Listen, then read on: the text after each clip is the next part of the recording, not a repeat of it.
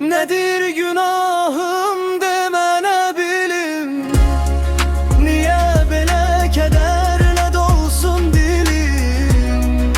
Mehabbet yolunda ittim azdım ben. Nedir günahım, niye tenha kaldım ben?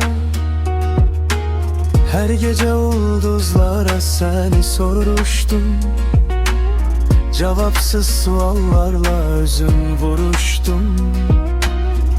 Bir ümid ışığı aktardım her yerde, ama her attığımda dumanla görüştüm. Nedir günahım demene bilim, niye belə kederle dolsun dilim?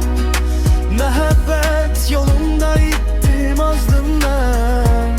Nedir günahım, niye tenha kaldım ben?